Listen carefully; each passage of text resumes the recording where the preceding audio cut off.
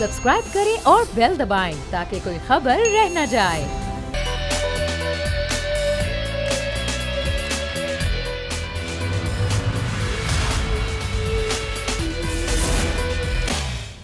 बिस्मिल्लाहिर्रहमानिर्रहीम, अस्सलाम वालेकुम। प्रोग्राम में मैं सुमैया रिजवान आपको खुश आमदीद कहती हूँ। नाजरीन, आज मैं अपने प्रोग्राम का आगाज़ करूँगी OIC वज़ीर ख़ारजा इजलास, जो कि 48वां इजलास आज हुआ पाकिस्तान में, और ये ऐसे मौके पर हुआ जो पाकिस्तान की 75वां यौम पाकिस्तान मनाया जा रहा है, और ज़ाहिर बड़ा अहम मौका था।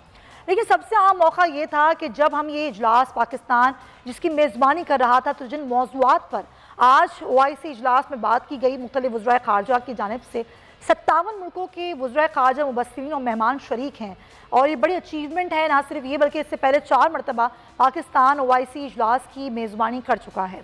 आखिरी दफ़ा 2007 में ये मेज़बानी की गई थी, और आज जो खिताब किया वज़ीर आज़म इमरान खान ने, ज़रा उस पर हम पहले बात करेंगे, जिसमें उन्होंने बात की कि मैंने अभी आपको शॉर्ट भी सुनवाया। इसमें वज़ीर आज़म ने कहा कि अफसोस के साथ जो मुस्लिम ममालिक हैं उनको फ़लस्तीन और कश्मीर के मामले पर जिस तरह बात करनी चाहिए थी वो नहीं की गई।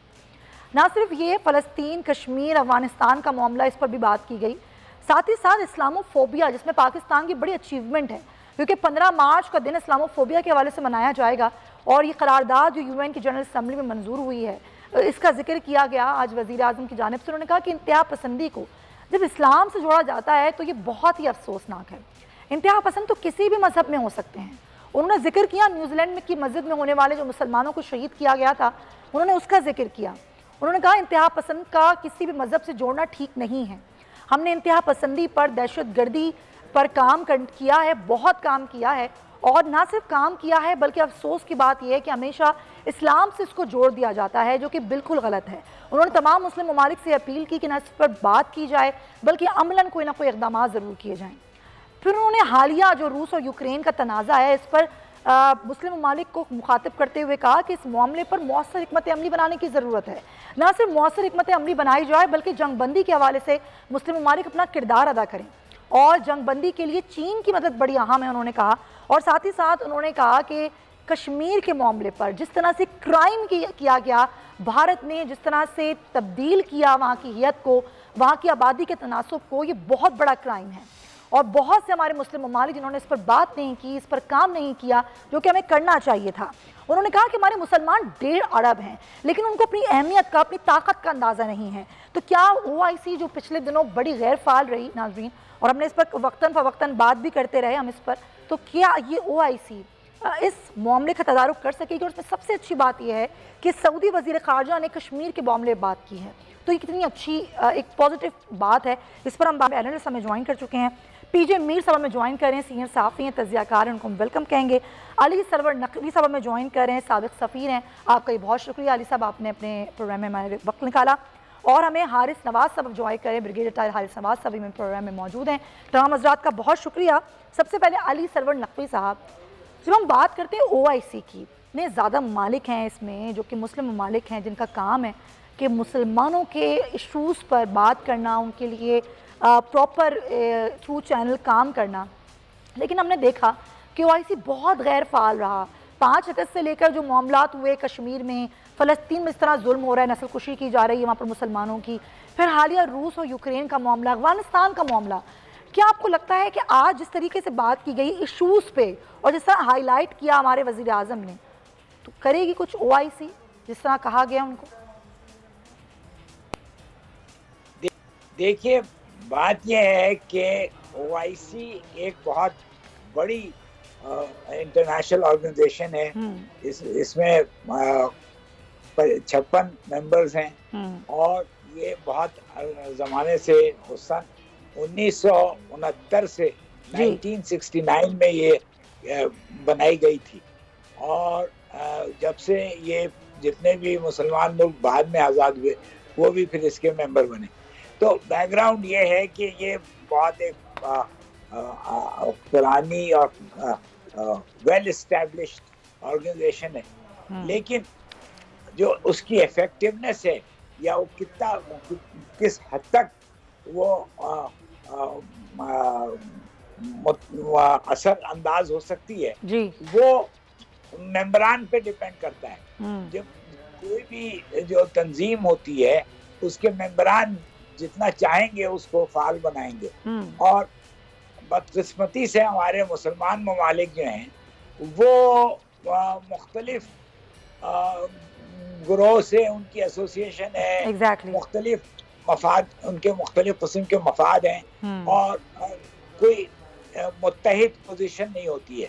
तो कश्मीर पे by the way Sumaiya, I think OIC का जो रिकॉर्ड है वो बहुत अच्छा है, क्योंकि उनकी जितने भी करारदादें हैं और की जितनी भी रेजोल्यूशंस OIC में कश्मीर के बारे में हुई हैं वो किसी और तंजीम में नहीं हुई हैं।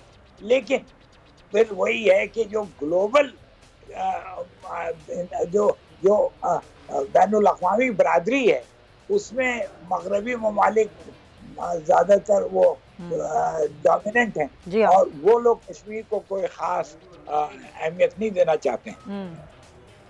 तो ये सूरत है और इस वजह से कश्मीर का मामला एग्जैक्टली सर, ये पर्सनल ट्रस्ट होते हैं, अपनी ज़ाहिर है अपनी खारजा पॉलिसी होती है, फिर ज़ाहिर है आपके जो तिजारत के मामलात होते हैं दूसरे ममालिक से वो फिर ऊपर आ जाते हैं ना, फिर ऐसे ही होता है। मीर साहब, जब हम बात करते हैं OIC की जो कि बहुत बड़ी तंजीम है मुस्लिम, और जिस तरह अभी अलर सरवर नकवर साहब ने कहा कि 56 ममालिक हैं जो इस ग्रुप के मेंबर्स हैं OIC के, लेकिन जब वज़ीर आज़म पाकिस्तान इमरान खान ये कहते हैं कि अफसोस के साथ OIC फ़लस्तीन और कश्मीर पर उस तरह से नहीं काम कर सकी जिस तरह से उसे करना चाहिए था, वो इक़दाम जो उठाने चाहिए थे वो नहीं उठाए जा सके, तो क्या लगता है आपको कि कहीं कोई संजीदगी उस तरह से नज़र आती है? बैठ के करारदाद मंजूर हो जाना बस इतना काफ़ी है, इससे आगे भी बात बढ़नी चाहिए? जो प्राइम मिनिस्टर बात कर रहे हैं बिल्कुल सही कर रहे हैं। OIC is a useless organisation, totally incompetent and important. Why? ये 70 साल में अभी हम कहते हैं कि जी उन्होंने बड़ा काम, और भाई क्या काम किया? 37035A उन्होंने रिवोक कर दी है, तो OIC ने क्या कर दिया भाई? यूनाइटेड नेशंस ने क्या कर दिया? यूनाइटेड नेशंस की सारी रेजोल्यूशंस इन्होंने 0-0 कर दी हैं और हम कहते हैं OIC करेगी। देखें, उसका भी एक अपना व्यू पॉइंट है। हम इंडिया सेंट्रिक क्यों होते हैं इनके आगे आके? इनके अपने अपने रिलेशंस हैं, ये हाईएस्ट अवार्ड्स उनको देते हैं इंडियन प्राइम मिनिस्टर को, whether it is one country और द अदर कंट्री, ये उनको हाईएस्ट अवार्ड्स देते हैं। हम कहते हैं ये क्यों हुआ भाई? We can't interfere in the individual capacity of OIC countries. अब ये यूनाइटेड होके यहाँ बैठेंगे, यू रियली थिंक? ये तो आपस में इनके इत्तेफाक नहीं होते। आपस में देखिए जंगें इनकी कितनी हुई हैं, कुवैत, इराक, इधर से सऊदी अरेबिया, यमन और इस तरह की जॉर्डन, और ये जो हमारी कॉन्फ्लिक्ट्स हुई हैं ये मिडिल ईस्ट में क्यों है? बिकॉज इनमें आपस में इत्तेफाक नहीं है। ये हमारा क्या करेंगे? ये फलस्तीनियों को क्या कर दिया इन्होंने? सो मैं समझता हूँ एक प्राइम मिनिस्टर ने बिल्कुल इस मौके का फायदा उठाया है कि भाई उन्होंने कश्मीर की बात की और वॉर क्राइम्स की बात की। अभी आधा घंटा पहले AB न्यूज कर ये इंडिया की, वो हमारे पे हाँ जी के प्राइम मिनिस्टर ये बात कर रहे वो कर रहे, तो मैंने कहा कि आप हमारे खिलाफ यूनाइटेड नेशन में सिक्योरिटी काउंसिल के खिलाफ नहीं थे, आपने हमें मुखालफत नहीं की, आपको मौका मिला, हमें मौका मिला, हम भी करेंगे। सो इसका जो फायदा और रिजल्ट होना है वो एक ही है कि हिंदुस्तान और पाकिस्तान आपस में बैठ के बात करें। क्योंकि हिंदुस्तान को भी और पाकिस्तान को भी दोनों ने, वेस्ट ने बहुत यूज किया है, और अब दोनों को अकल आ जानी चाहिए, बहुत हो गया है, क्योंकि नेबर्स आप चेंज नहीं कर सकते हैं, आप अलायंसेस इधर उधर कर सकते हैं। तो हमें दोनों को बैठ के संजीदगी से इसके ऊपर बैठना है, और वजीर आजम ने जबरदस्त किस्म का ये मौका लेके पाकिस्तान का पॉइंट ऑफ व्यू आगे लेके आए हैं, and all credit to him. ठीक है, पॉइंट टेकन। और सबसे बढ़ के जो इस्लामोफोबिया के हवाले से काम किया गया है वो भी बड़ा काबिल सताइश है, उसको भी हमें ज़ाहिर अप्रिशिएट बिल्कुल करना चाहिए। हारिस नवाज साहब, जब ये कहा जाता है कि जी ज़ाहिर बड़े स्ट्रॉन्ग स्टेटमेंट है जो वज़ीर आज़म इमरान खान ने कहा कि खुद सोचें मुसलमान जो आबादी के तनासुब में 1.5 अरब हैं और वो मुसलमानों पर होने वाले जुल्म को नहीं रोक सके और कुछ नहीं कर सके, कि मुस्लिम ममालिक बैठ के देख रहे हैं और फ़लस्तीन के आबादी को और कश्मीर की आबादी को जिस तरीके से चेंज किया जा रहा है, जिस तरह वहाँ पे नस्लकुशी की जा रही है, आप कैसे देखते हैं वज़ीर आज़म के स्टेटमेंट को? देखें, प्राइम मिनिस्टर पाकिस्तान ने इवन जनरल असम्बली में जो पूरी बात की थी वहाँ से स्टार्ट हुआ। He spoke so well and convincingly Islamophobia के बारे में, और इस्लाम का एक्चुअली वहाँ पे बड़ा प्रोजेक्ट किया कि वसल्लम की कितनी टीचिंग है, पीसफुल रिलीजन है, एक इंसानियत का कत्ल या पूरी इंसानियत का कत्ल है, वो बात की गई। और उसके साथ उन्होंने बताया कि अपने इस्लामी मुल्क की वीकनेसेस बताई कि हमारा इनडिफरेंट एटीट्यूड है, हमारा लीव को हम इसको हम अटेंशन देते हैं और हमारी कोई आपस में यूनिटी नहीं है कि हम एक बैठ के कोई फैसले कर सकें। 1.3 बिलियन पॉपुलेशन है और 57 मुल्क हैं। अगर हम आज बैठ के, आज ये कॉन्फ्रेंस का मकसद भी यही था कि एटलीस्ट इस सेकंड कुछ महीनों के अंदर पाकिस्तान में कॉन्फ्रेंस बड़ा एक माइलस्टोन है और यहाँ पर कम से कम बैठ के प्राइम मिनिस्टर पाकिस्तान ने खुल के इस्लामोफोबिया की बात की कि मुस्लिम ममालिक को क्या करना चाहिए। सही बात। कैसे डिप्राइवेशन है, इराक है, लीबिया है, सीरिया है, यमन है, अफगानिस्तान है, कश्मीर है, पैलेस्टाइन है, क्या कुछ हो रहा है और वहाँ पर वहाँ बातचीत की जाती है। और आप एक यूक्रेन के अंदर कोई 2-3-4-5 लोग मारे गए हैं और उसके लिए कितना यूएस ने शोर मचा हुआ है क्योंकि वहाँ उनके इंटरेस्ट है। यहाँ मिलियन ऑफ लोग मारे गए और हमारे इस्लामिक ममालिक ने कुछ नहीं, क्योंकि आपस में उनका इत्तेहाद नहीं है। पीजे वाज राइट कि इनका इत्तेहाद भी नहीं है और इनके इंटरेस्ट बिजनेस के हैं। इंडिया को देखे ना, अवार्ड भी देते हैं, इंडिया से तजारत भी करते हैं जब कश्मीर। लेकिन जो सऊदी वजीर खारजा ने कश्मीर की हिमायत की बात की, उसको आप कैसे देखते हैं? आई थिंक ये एक बहुत बड़ा स्टेप है, ये बहुत बड़ी पाकिस्तान की डिप्लोमेटिक कामयाबी है और इसने lot of credit prime minister Pakistan, जिसकी वजह से ये बात की गई है, वरना तो कभी वो पहले इसका जिक्र कभी कहा ही नहीं गया, नहीं कहा गया। तो ये कुछ अचीवमेंट हमारी बहुत ज्यादा है और ये it is all the dynamic personality of prime minister Pakistan की। लेकिन इसको देखना है कि आगे फॉलो अप कैसे करना है, इसको आगे लेके कैसे चलना है। आई विश कि यहाँ पर जो पैसा जो इस्लामिक मालिक है वो जाके वेस्ट के बैंकों में जमा कराते हैं तो फ्रीज हो जाता है, तो इस्लामिक मालिक में इन्वेस्ट करें, वहाँ पर उससे उसकी खुशहाली भी होगी, इकोनॉमिक प्रॉस्पेरिटी भी होगी, वो भी हमने देख के इस्लामिक बैंक भी बना लें। उसके बाद इस्लामिक यूनिवर्सिटीज बनाए, IT की बहुत बड़ी इंडस्ट्री बनाई जाए। इतने ज्यादा मैन पर हमारे पास है, इतनी स्किलफुल लोग हैं जो उनको इस्तेमाल किया जाता है, वो भी नहीं किया जाता। उसके बाद आप अपनी बॉल इंडस्ट्री एटलीस्ट छोटी इंडस्ट्री को लगा लें, व्हीकल की, टैंक की, ये तो बना सकते हैं, इनमें क्या प्रॉब्लम है। पाकिस्तान GS-17 और अभी GS-10 भी बना रहे हैं, इसके लिए भी इस्लामिक वाली करने है भाई, इससे जॉइंट वेंचर कर सकते हैं। और फिर अभी जो हम CPEC बना रहे हैं उसमें this is come big lot of investment. लेकिन जब जिस मुल्कों की इन्वेस्टमेंट आपके मुल्क में आ जाती है ना, उनके बिजनेस इंटरेस्ट आपके साथ हो जाते हैं, तो वो फिर आपको ना लड़ाई करने देंगे, ना इंडिया को भी कंट्रोल करेंगे और साथ ही साथ वो आपकी इकोनॉमिक प्रॉस्पेरिटी होती है। हमारा मेन एम ये है, इस्लामिक मुल्क है, न्यूक्लियर मुल्क है, इकोनॉमिक तरक्की करेंगे तो अपने फैसले अपनी मुल्क के मफादात में करें। पॉइंट टेकन, बिल्कुल आप सही कह रहे हैं। नकवी साहब, मैं चाहूँगी ज़रा आप भी इस पर ज़रूर बात करें कि जब हम बात करते हैं जी इस्लामोफोबिया, ये वो मामला है जिस पर इस तरह स्ट्रॉन्गली कभी बात नहीं की गई और UN की जनरल असम्बली में करारदाद मंजूर होना, 15 मार्च का दिन इस्लामोफोबिया के हवाले से मनाने के लिए मुख्तस कर देना, ये कितनी बड़ी अचीवमेंट है। और आज जिस तरह इमरान खान साहब ने बात की कि इस पर सबको बात करनी चाहिए कि मज़हब को शिद्दत पसंदी से जोड़ देना, इंतहा पसंदी से जोड़ देना और इस्लाम को का नाम बदनाम करना, यह अब रुक जाना चाहिए, बहुत हो चुका। बिल्कुल बिल्कुल दुरुस्त, बिल्कुल दुरुस्त, बहुत बड़ी अचीवमेंट है। मेरा ख्याल है कि ये वज़ीर आज़म इमरान खान की पर्सनल अचीवमेंट है, क्योंकि 2019 से वो UN जनरल असेंबली में भी इसकी बात करते रहे हैं और 2019 में जब उन्होंने जनरल असेंबली से खिताब किया था और उसके बाद भी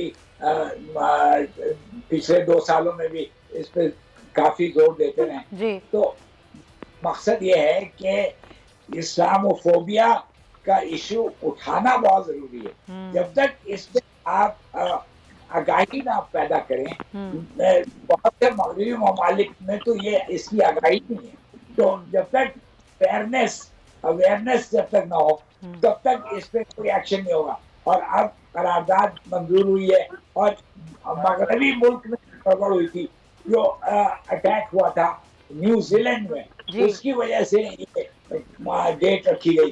तो मैं समझता हूँ कि अब इसकी इमरान खान की है कि उसने इसका प्रचार किया है और इसको आया।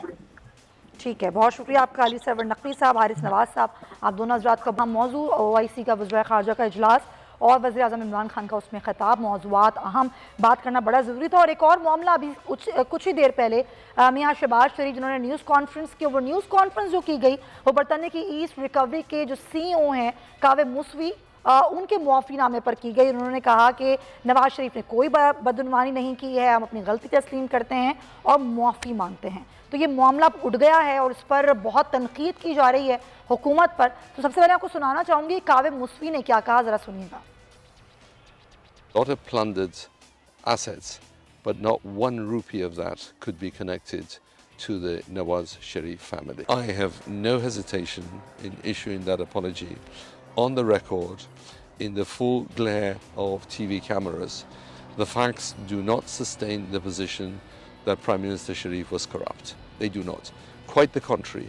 When you've investigated someone for all these years and have not come up with a scintilla of evidence. ठीक है, CEO ब्रॉड स्ट्रीट कावे मुसवी कह रहे हैं कोई बदउनवानी नहीं की गई, कोई करप्शन के सबूत नहीं मिले और वो उस पर माफ़ी मांगते हैं। अब शहबाज शरीफ ने क्या कहा वो भी सुनिए। कावे मुसावी ने न सिर्फ गैर मशरूत माफ़ी मांगी है बल्कि इमरान न्याजी के मुंह पर भरपूर तमाचा है। न्याजी नैब गठजोड़ के मुंह पर एक जन्नाटेदार थप्पड़ है और मैं समझता हूँ कि ये बात अब रोज़े रोशनी तरह आया हो चुकी है कि $30 मिलियन का दावा उन्होंने कावे मुसावी ने लंदन की हाई कोर्ट से जीता कि जिस तरीके से इन्होंने मुशर्रफ और नैब न्याजी गठजोड़ ने पूरा जोर लगाया, एड़ी चोटी का जोर लगाया, इसमें शहजाद अकबर जैसे भी लोग भी शामिल थे कि किस तरीके से इन्होंने नवाज शरीफ और उनके ख़ानदान को रुसवा करने की कोशिश की। आज इतने सालों बाद इतनी तज़हीक की गई, इतना टेलीविज़न पर प्रोपेगेंडा किया गया। इमरान न्याजी की वो ट्वीट्स 2021 की और 2018 की, 2020 की पूरी कौम के सामने हैं कि और ब्रॉड शीट का दिन रात वो नाम लेते थे कि ब्रॉड शीट ने ये कर दिया, ब्रॉड शीट ने ये कर दिया, फलां कर दिया। आज किस तरह ये इसका ड्रॉप सीन हुआ है। तो मीर साहब यही ब्रॉड स्ट्रीट के CEO हैं जो कि पिछले साल तक तो बहुत दफ़ा एतराफ़ कर चुके कि सबूत भी मौजूद हैं, करप्शन के सारी चीज़ें मौजूद हैं। इवन के उन्होंने ये दावा भी किया कि शरीफ फैमिली ने रिश्वत देने के लिए उनसे कई बार रब्ता किया। आज वो कह रहे हैं कि कोई करप्शन के सबूत नहीं है और वो गैर मशरूत माफ़ी भी मांगते हैं। देखें, इस आदमी की कोई क्रेडिबिलिटी नहीं है। ये अभी देखें इसने क्या कहा है, ईरान के प्रेसिडेंट को मर्डरर और ये वो फलाना। ये अपॉर्चुनिस्ट आदमी है, इसको जहां से पैसा मिल जाएगा या किसी को ब्लैकमेल करेगा तो हो जाएगा। वो नवाज शरीफ को इसने कोशिश की होगी ब्लैकमेल करने की, वो ब्लैकमेल नहीं हुआ और आज ये माफी दे रहा है क्योंकि नवाज शरीफ ने पक्का क्या दिया होगा, मैं तुम्हें सू कर रहा हूँ, तो उसके ऊपर तो वैसे भी ये बैंकरप्ट हुआ है और इस पर काफी केसेस पड़े हुए लिटिगेशन के। सो इस आदमी की बात नहीं है। अगर आप बात करते हैं, देखिए नवाज शरीफ की, आप बात करते हैं आसिफ जरदारी की, ना आप जज है, ना मैं जज हूं, ना मैं जूरी हूं, ना मैं प्रोसिक्यूटर हूं। हमें एक चीज चाहिए कि जब ये कोर्ट्स हैं ये इतने लंबे क्यों ये केसेस लगाते हैं, क्यों इतने लंबे केसेस जाते हैं, ये क्या वजह है। ये शहबाज बात कर रहे हैं, शहबाज मेरे साथ आया था और इसको फिर यहाँ से डिपोर्ट कर दिया। उसने कहा भाई मेरे पे है केसेस, तुम लगाओ, मुझे अंदर कर दो, जो कर दो करो। He was deported, all right. उसके बाद नवाज शरीफ भी मैं इसके साथ आया, उसने कहा भी तुमने मुझे अंदर करना कर दो, ये कर डिपोर्ट। मैं ये कहता हूँ कि भाई जो मर्जी हो, ये जो प्रोसिक्यूट कर रहा है उसका काम है प्रोसिक्यूशन सही हो और उसके बाद जो जजेस है ये लटकाए ना, क्योंकि ये जब केसेस किसी के भी लटकाए, ये लटकाते हैं तो उसमें क्या होता है, एक आपका पॉलिटिकल एटमॉस्फेयर टोटल खराब हो जाता है। और जैसे कि आपने देखा है ऑपोजिशन लगी रही है नवाज शरीफ को, भाई तुम ये कर रहे हो, विक्टिमाइज कर रहे हो, फलाना कर रहे हो, गवर्नमेंट कह रही नहीं कर रहे, हमने ये नहीं किया, वो नहीं किया। और सुमैया आप और मैं यहाँ बैठे हैं कि भाई लोगों के आवाम बात करें, भाई पेट्रोल कम करो, उस पर सख्त डिबेट करें, हम बैठे इनको इनकी बात करें। तो मैं समझता हूँ ये कोर्ट्स को चाहिए खुदा के लिए जो आपने फैसला करना करें, ये इस चीज को लटकाए मत, ये मत करें। ये जो दो हमारे पास खातूने हैं, आलिया और दूसरी क्या है उस्मा, इनको साइड पे रखें और आप प्लीज अपने फैसले जल्दी से जल्दी करें ताकि लोगों में कुछ चैन आए, वो अमन आए। यहाँ तो अमन ही नहीं है, हर बंदा कभी नवाज शरीफ पे डिबेट है, कभी इमरान पे डिबेट है, कभी किसी पे डिबेट है, कभी फौज को ले आते हैं। सर प्रॉब्लम यही है ना कि सारे लोगों को बस एक ट्रक की बत्ती के पीछे लगाया हुआ है, उन मसाइल पे बड़ी अच्छी बात जो आवाम के मसाइल हैं उस पर सबकी तवज्जो हटी हुई है और आवाम को इन चीजों से नहीं है। फ्रेंकली स्पीकिंग, मीर साहब साथ रहिएगा, ब्रेक लेंगे, वापस आएंगे स्टे विद अस।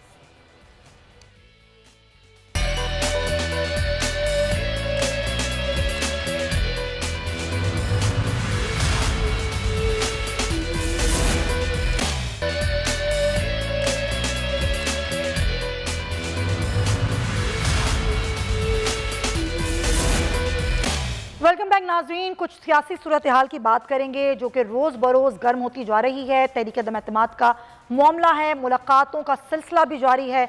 मौलाना फजलुर रहमान ने पहले MQM से मुलाकात की, उसके बाद पाकिस्तान पीपल्स पार्टी का MQM से टेलीफोनिक रब्ता हुआ और ये रब्ता जो हुआ उसमें ये कहा गया कि आप हमें जवाब कब देंगे।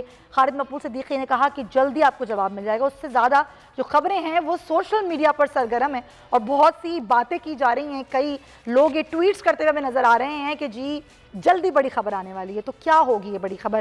पहले ज़रा टेलीफोनिक रब्ते के बारे से बात करते हैं राव अफनान से। जी बताइएगा, ये जो टेलीफोनिक रब्ता हुआ है इसमें गुफ्तगू क्या की गई है? आज PDP सरबराह मौलाना फजलुर रहमान जो है वो MQM के आजी मरकज बहादुराबाद पहुंचे थे और उन्होंने जो है MQM से ये मुतालबा किया था कि वो अपोजिशन जमातों का साथ दें और जो अदम एतमाद की तहरीक में है उसमें अपना किरदार अदा करे ताकि जो है वो नंबर गेम की जो वो पूरा किया जा सके। और इस हवाले से अब खालिद मकबूल सिद्दीकी और आसिफ अली जरदारी के दरमियान भी टेलीफोनिक रब्ता हुआ जिसमें साबिक सदर आसिफ अली जरदारी ने इस्तफसार किया खालिद मकबूल सिद्दीकी से कि वो बराह रास्त उनसे रब्ता करें और हालात है वो उसका इजहार उनसे करें।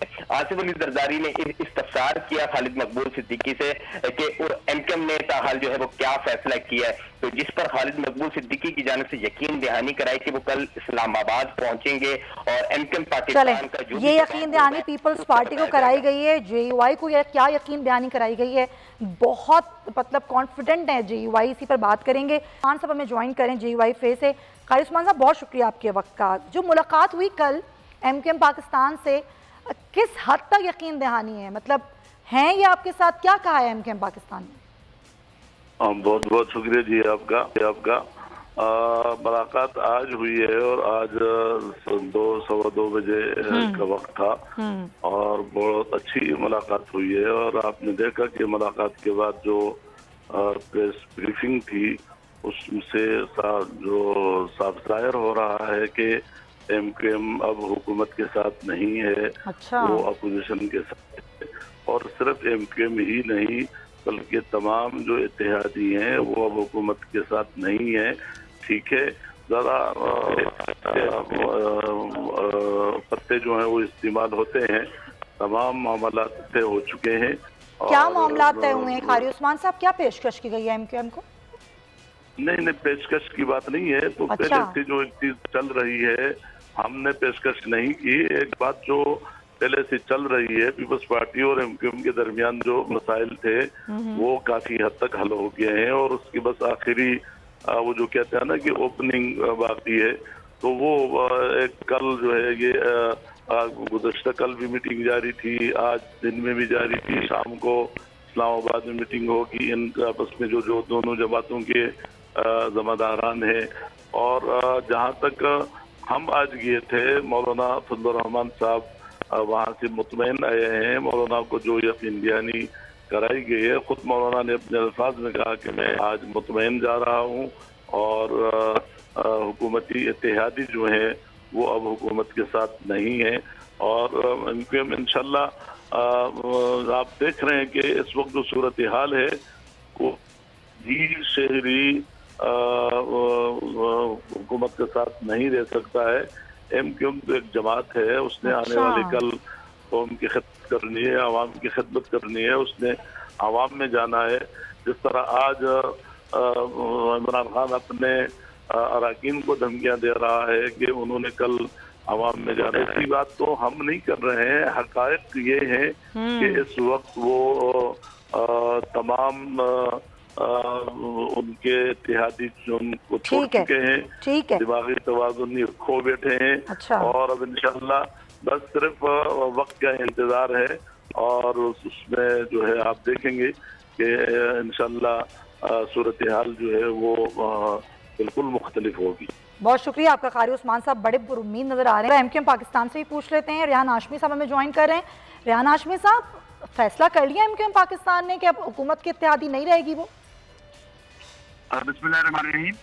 आज मौलाना साहब का अपने रुफ़ा के साथ हैदराबाद आरजी मरकज पर एमक्यूएम के आने का हम शुक्रिया अदा करते हैं और खास तौर पर मौलाना साहब एक सियासतदान है, मुल्क और बैनुल-अक़वामी सियासत पर गहरी नजर है इनकी। कुछ बातें हुई हैं, बड़ी संजीदा हुई, उसमें एमक्यूएम ने अपना मौक़िफ़ भी रखा, अपनी एश्योरेंस जिसके ऊपर हमारी रिजर्वेशन रही है और अभी भी मौजूद है। कतई नजर इस बात के अभी एमक्यूएम ने फैसला, मगर हमें आपस की जो गुफ्तगू शदीद हुई है उस पर एक कंसेंसस पाए जाते हैं, हम आहंगी पाई जाती है। इस हम आहंगी को आगे पाकिस्तान की इसका जो सियासी मंजरनामा है उसमें बेहतरी के लिए किस तरह इस्तेमाल किया जा सकता है तो आगे आने वाले दिनों में एमक्यूएम पाकिस्तान ने अभी डिसाइड नहीं किया है। नहीं, अभी डिसीजन नहीं लिया। डिसीजन तो उस वक्त होगा जब एमक्यूएम की रास्ता कमेटी मुत्तफ़िका तौर पर ऑफिशियल स्टेटमेंट जारी करेगी और उसके लिए ऑफिशियल स्टेटमेंट क्या बल्कि प्रेस कॉन्फ्रेंस। लेकिन मौलाना साहब तो बहुत कॉन्फिडेंट हैं कि पॉजिटिव रिप्लाई है आपकी तरफ से। देखिए, हमारी बातों से मैंने यही कहा ना कि हम-आहंगी पाई जाती है बहुत हद तक और उसमें बहुत सारे मौक़िफ़ पे हमने उनकी तारीफ की, जबकि उन्होंने भी हमारे बहुत सारे मौक़िफ़ की तारीफ की, हमारे ग्रीवेंस की तारीफ की। जिस चीज को हम पॉलिटिकल पार्टी के बारे में भी उनको आगाह किया और अपने मजबूरियां और जो एमक्यूएम को प्रॉब्लम है एक पॉलिटिकल पार्टी की हैसियत से, शायद किसी और सियासी जमात को पाकिस्तान में ऐसी मुश्किलात का सबसे बड़ा इख्तिलाफ तो पीपल्स पार्टी से था ना आपका, पीपल्स पार्टी से ही मामला तय हो गए सारे। देखिए, पीपल्स पार्टी के हवाले से, उनके दोस्तों के हवाले से हमारा माजी का तजुर्बा, मेरी अपनी जाती राय यही है कि अच्छा नहीं रहा।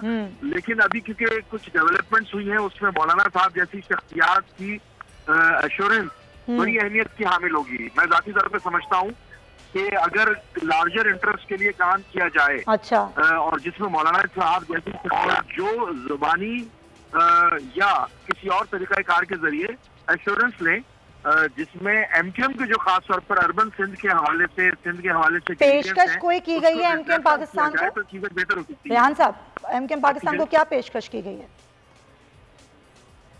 अभी देखिए, ऐसी कोई बात पेशकश तो नहीं, लेकिन एश्योरेंस जरूर है कि गुफ्तगू शनीद के ऊपर ही बात हो रहा है ना, जबान से बढ़कर तो कोई चीज नहीं होती। और आपके जबानी कलामी क्लेम का जो उसको साबित करता यानी कि एक्शन साबित करता है। एग्जैक्टली, यानी कि वो एक्शन जो कि पाकिस्तान तहरीक इंसाफ के इत्तेहादी होते हुए आपके लिए नहीं लिए गए, वो ये लोग लेंगे, ये एश्योरेंस दिलाई गई है आपको? यकीनन एमक्यूएम के देखिए, मैंने कहा ना कि बहुत सारे ऐसे ग्रीवेंस है जो कि किसी पॉलिटिकल पार्टी को उसका सामना नहीं है। ठीक है, किसी पॉलिटिकल पार्टी के दफातर और लीगल दफातर बंद नहीं है, एमक्यूएम के बंद है। किसी पॉलिटिकल पार्टी पर इस तरह की जो गैर एलानिया पाबंदियां हैं, जो ऊपर ग्राउंड फराहम करता है किसी भी सियासी जमात को, एमक्यूएम के पास वो इक्वल ग्राउंड मौजूद नहीं है। और इस तरह की बहुत सारी रिजर्वेशन सियासी तौर पर सियासी अंदाज में हल होना रहता है। सही है, तो आप ये समझते हैं कि यहाँ से आपको एश्योरेंस काफी हद तक दिला दी गई, राइट? बहुत शुक्रिया आपका, और हमारे साथ थे और गुफ्तगू आपने देख ली। मीर साहब क्या कहेंगे? मैं कहूँगा कि ये जो आपने 2 सवाल किए, कोई जवाब नहीं दिया इन्होंने। अच्छा, अब बात ये है कि ये लोगों का जो हाल होगा जो नवाज शरीफ करेगा, मैं नवाज शरीफ को बहुत पुराना जानता हूँ, बहुत, ये सब सियासतदानों से पहले मैं जानता हूँ। ये जो इधर आएंगे ना, इनको वो गंडेरियां खा के इस तरह रेडी से बाहर फेंकेंगे, because I know Nawaz Sharif too well.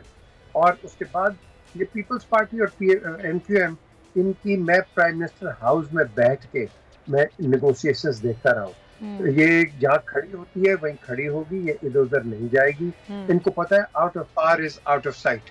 अब पीपल्स पार्टी कभी भी एक वो कहते हैं ना खाड़े के अंदर खड़े होके ये दोनों नहीं खेल सकते हैं। इनको इसको एमक्यूएम को हमेशा एक आउटसाइड पार्टी और उसकी सपोर्ट चाहिए। Peoples party will never support MQM at any condition. वो आपने रेहान से सुन लिया, इनकी जो हिस्ट्री है बड़ी पुरानी हिस्ट्री है, सो दैट हिस्ट्री रिमेन्स। अब ऑल ऑफ अ सडन एक का नया जमीर उठ गया, नया आपका एक फलसफा आ गया, तो वो तो इंसान आई थिंक फिर मैं तो आपके सवाल पे जाऊंगा कि बताएं क्या हो कह रहा है, तो वो तो फिर उस तरफ चला जाता है। तो यहाँ नजरिए जिन लोगों के खुल जाते हैं वो एक ही तरीके से खुलेंगे कि आपको कोई एंटाइसमेंट या कोई इंसेंटिव दिया गया, लेकिन याद रखें इन सब के पॉलिटिकल करियर 0-0 हो जाएंगे, क्योंकि पीपल्स पार्टी PMLN ये मंजी हुई जमातें इनको ऐसे लोटे नहीं चाहिए। और मैं भी ये कहूँगा कि आप ऐसे लोटों को रखें ना, क्योंकि इन्होंने वक्ती तौर पे आपका साथ दे दिया, वक्ती तौर पे खड़े हो गए, बड़े नजरियाती बन गए हैं। अगर यही थे तो तुम पहले भाई इनके साथ क्यों नहीं थे भाई, बताओ ना। पहले क्यों नहीं थे? आज तुम्हें वो आपके लोग, लेकिन मीर साहब अफसोस की बात ये ना कि ये लोटों की जो सियासत है ये बड़ी अहम है। यहाँ पर होती कुर्सी की जंग है, सब कुर्सी के पीछे, इक़्तिदार के पीछे भाग रहे हैं और फिर इन लोटों की जरूरत होती है कुर्सी के लिए। बिल्कुल, और मैं यहाँ अगेन क्रेडिट देता हूँ इमरान खान को कि उसने ये पहली दफा उसने कहा इनको पकड़ो, ये कौन है लोग, उसने एक्सपोज किया इनको। वो पार्टी में वो इसकी गवर्नमेंट रहे ना रहे, लेकिन उसने एक पॉइंट, बहुत ही बुनियादी पॉइंट रेज कर दिया कि यार जब भी हुकूमत होती है कि उसको उसके उनके इत्तेहादी, उनके जो सपोर्टर्स हैं अंदर से वो इधर चले जाएं या उधर चले जाएं। मैंने अपने शो में मैंने कहा था कि अगर आपको याद है ये 21 सितंबर 1599 में एक शेक्सपियर ने एक प्ले किया था जूलियस सीजर, तो वहां एक लफ्ज बड़ा मशहूर निकला था ए टू ब्रूटस। तो यहाँ तो इतने ब्रूटे खड़े हो गए हैं, एक तो है ही नहीं है यहाँ, ए टू ब्रूटस तो है ही नहीं है, वो तो अंदर से ऐसे निकल आए हैं कि आप क्या कहेंगे। तो मुझे अफसोस होता है कि लोग आपके साथ चलते हैं, किसी के साथ भी, whether it is Nawaz Sharif या पीपल्स पार्टी, उनके साथ चलते चलते और जब एंड में आप देखते हैं कि कोई गवर्नमेंट क्राइसिस में आप अपनी फ्लोर क्रॉसिंग कर देते हैं। This is the worst thing, और यही वजह है कि पाकिस्तान डेवलप नहीं करता है, बिकॉज इन लोटों की वजह से।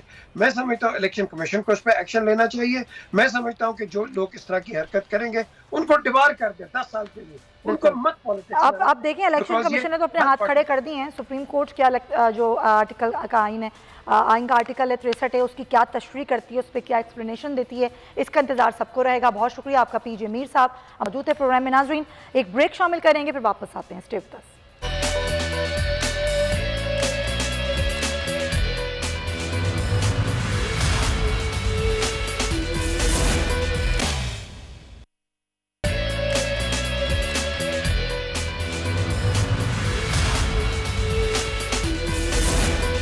वेलकम बैक नाजरीन। प्रोग्राम के इस हिस्से में बात करेंगे कराची की शाहराहें जो कि मौत की गुजरगाहें बन चुकी हैं। कराची की सड़कों पर दौड़ते भागते डंपर लोगों की जानें ले रहे हैं, लेकिन कोई पूछने वाला नहीं है। शाहराह फैसल जो कि कराची की मेन शाहराह है, यहाँ पर एक तेज दौड़ते हुए ट्रक ने 2 मासूम बच्चियों को उनके बाप समेत मौत की वादी में भेज दिया। कौन देगा हिसाब, कौन पूछेगा कि एक माह में 18 लोग अपनी जान से कैसे चले गए।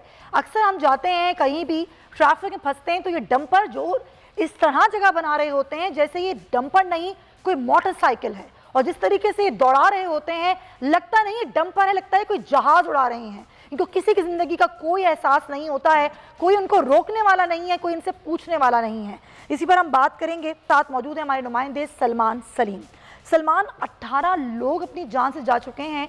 ये डंपर जो कि किसी भी वक्त सड़कों पर नजर आते हैं, कोई इनका टाइम नहीं है, कोई इनको रोकने वाला, कोई पूछने वाला नहीं है। जी बहुत शुक्रिया सुमैया। देखिए गुज़िश्ता रोज में भी हमने एक स्टोरी कवर की, एक 4 साल बच्ची को डंपर ने कुचल दिया, और आज भी सुबह सवेरे एक अफसोसनाक वाकया जो है वो पेश आया है। कराची का मेन शाहरा है, कराची की शाहरा फैसल जो तकरीबन सुबह के औकात में मसरूफ तरीन शाहरा जो है वो कहलाई जाती है। सुबह सवेरे तेज रफ्तार डंपर की टक्कर से एक बाप और उसकी एक बेटी और एक बेटा जो है वो जाबाज हुए हैं। देखिए उनकी लाश को जो है वो कार्रवाई के लिए जिला अस्पताल मुंतकिल किया गया, जहाँ पे उनके पुलिस का भी जो है वो यही कहना है कि डंपर जो है वो किसी भी टाइम किसी भी सड़क के ऊपर जो है वो तेज रफ्तारी से ये जो ट्रक का ड्राइवर था, जो आज वाकया पेश आया, ये पकड़ा गया, इसको गिरफ्तार किया गया? देखिए बिल्कुल, जैसे ही ये वाकया पेश आया तो ड्राइवर ने ट्रक से उतर के भागने की कोशिश की, तो इतराफ में मौजूद जो शहरी थे उन्होंने इस ड्राइवर को जो है वो पकड़ा, तशद्दुद का निशाना भी बनाया और पुलिस के हवाले कर दिया। इस वक्त डंपर और ड्राइवर दोनों जो है वो बादराबाद थाने में मौजूद है। डंपर भी पुलिस की तहवील में है और पुलिस ने क्या भी कर दिया है। देखिए ये जो फैमिली है ये गुलिस्तानी जौहर ब्लॉक 19 की रिहायशी थी, जबकि इनकी जो नमाज़ी जनाजा है वो कुरंगी सेक्टर 15C के अंदर जो है वो अदा की गई है। इस तरह के वाकयात जो है वो रोजाना की बुनियाद के ऊपर पेश आ रहे हैं। जिस तरह आपने बताया कि 18 लोग जो है वो जान की बाजी हार चुके हैं इस मार्च के महीने के अंदर। इसी तरह हम लोग पिछले महीने में चले जाएं तो तकरीबन 30 से 35 के करीब इस तरह के वाकयात जो है वो रोनमा हुए हैं।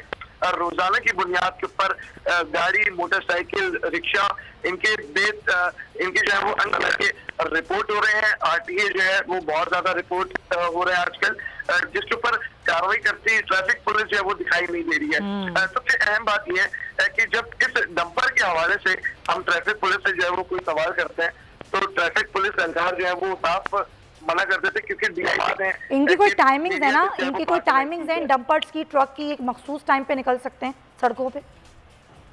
देखिए बिल्कुल हैवी व्हीकल जितना भी है आपका HTV वो उन सबको इजाजत है रात 12 बजे के बाद निकलने की, लेकिन ये दिन दिहाड़े जो है ये चल रहे होते हैं। शारे फैसल हो या गुलिस्तानी जौहर की कोई सड़क हो, गुलशन इकबाल की कोई सड़क हो या कुरंगी इंडस्ट्रियल एरिया की सड़क हो, स्पीड जो है वो इनकी हमेशा ओवर स्पीड। कोई पूछने वाला नहीं है और कोई इनको पूछने वाला नहीं होता। कौन ये पूछेगा कि ट्रक जो हैवी व्हीकल है ये वक्त से पहले कैसे आ जाती है सड़कों पर और इतनी तेज क्यों दौड़ा रहे होते हैं और लोगों की जान ले रहे होते हैं। तो है कोई पूछने वाला, ट्रैफिक पुलिस या यहाँ की पुलिस या कोई भी इदारा इसका जवाब देगा या नहीं देगा? ये सवाल मैं छोड़ के जा रही हूँ और प्रोग्राम का वक्त भी ख़त्म होता है। अपना बहुत ख्याल रखिएगा। अल्लाह हाफ़िज़।